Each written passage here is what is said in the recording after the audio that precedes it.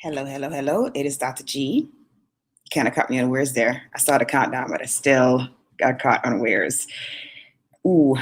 Anyway, this is Dr. G, and today I wanted to talk about something that I'm still learning about. And I am in that phase where, as I'm learning something, I really want to pass it on because I feel like that is a great way in which to solidify that knowledge. And so today we're going to talk about 3 DIY hacks for recording. So, have you ever been in a situation where you have been recording something and there is just a huge amount of echo? Or maybe you just moved into a new apartment, or you just came to look at your brand new house that hasn't had furniture in it yet, and you're standing in the room and you are saying something, or you're walking and you can hear the reverberation of the sounds in the room. So essentially there's echoing happening. And so that's the same thing that happens when you are recording. So you can definitely be in a space, perhaps there's a space where there's a lot of open air, or maybe there are no things on the wall. Maybe there are, maybe it's a desk in an office and there's nothing else in the office. So all of these things can impact how your sound is transmitted. And so because you get this reverberation that occurs. So basically the sound goes, it hits the wall, it has nothing in between it, and then it bounces back and you get that echoey effect. So today I want to talk about just some things that you can do. You don't have to have a fancy studio. You don't have to have fancy equipment. You literally can do these things DIY.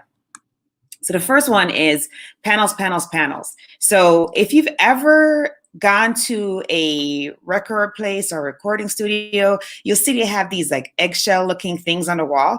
That is on the wall because that is basically blocking the sound. So the sound will come from where it originates. It'll hit that eggshell liner, and then it will have to go through that to get to the wall, and then it'll have to come back through that to get back out into the air of the room. And so that deadens the sound, or essentially makes the echo disappear. So this is the reason why people will have these things on the wall. So you can literally go to like Home Depot or Lowe's and you can literally get you some eggshells, or you can order them from Amazon, or you can even like make your own panels. So if you're crafty, you can literally make your own panels. You want to put some on the ceiling if you're in a space where you're going to be recording all the time, put them on the walls. I'm actually thinking about adding them to our basement walls because we have concrete walls down here. And so sometimes I'm recording and the sound will reverberate and it will sound a little bit less focused. And so that might be an option, right? So you can definitely do that. So panels, panels, panels. The next one is blankets. And so if you ever seen those moving blankets that people use to move furniture, protect the furniture so it doesn't get scratched when it's being tossed around as it's being moved. Well, those same moving blankets can become sound dampeners, and they will allow for you to have focused sound and crisper sound and not have all the echoing that can go along with being in a large room or being in an empty room. And so what you do is movie people do this all the time. Like literally when they're filming something, they will bring these portable blankets and they will literally like put it on the floor in a space, and then they will record and they'll get, better sound to go along with the video.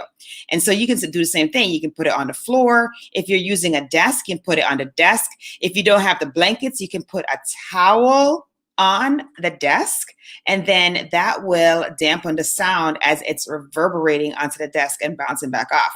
So, blankets are huge. Blankets are a great way to do that. And, basically you can create better sound by doing this. And then the last one is the closet, right? So I know you guys have heard, well, again, you have to check me on that. You may have heard me say, and I have to stop saying you guys because I'm talking to you. You're the one watching this. And so, people might say, well, okay, well, what about the closet? Our closet's okay. And I will tell you that I have definitely recorded in the closet. I have done it. And the closet is fantastic as far as getting the acoustics and dampening that sound as it travels and echoes back. I will tell you, though, that you want to be in a closet that is full of clothes.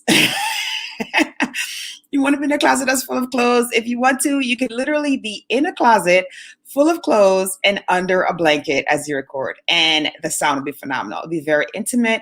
It's going to be very personal, and you will have fantastic sound. So that's the other thing. Now, I did forget to mention one thing. I wanted to say, let's go back to blankets, okay? So say you're using the furniture blanket, like I mentioned. You can literally, I hope we can see this. You can literally take your boom arm. So that's this thing. Take your boom arm. You can put the blanket over the boom arm, and immediately you now have a soundproof studio, or you now have a place where you can, basically mitigate the reverberation of sound and all of the echoing that occurs.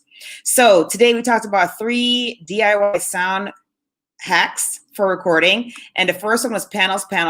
So we said you can either use those eggshell things, or you can actually go to Home Depot or Lowe's and create your own panels and then hang them on the walls to allow for that dampening or deadening of the transmission or reverberation of sound, so you get a better sound quality. The other thing you can do is you can use blankets. So moving blankets are perfect.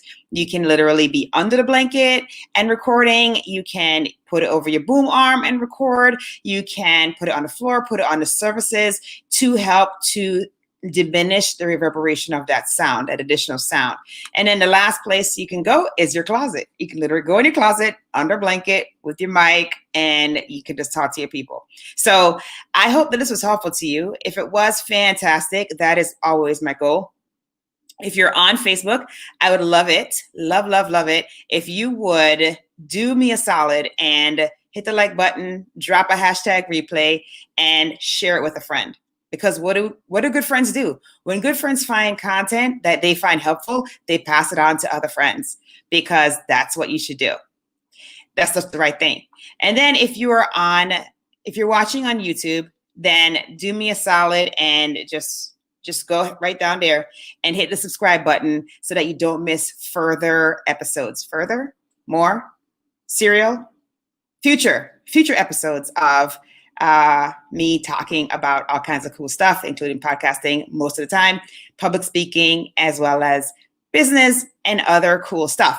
So I'm Dr. G, and I hope that you will be strong, be brave, and unleash your greatness. Until next time, have a great one. Take care.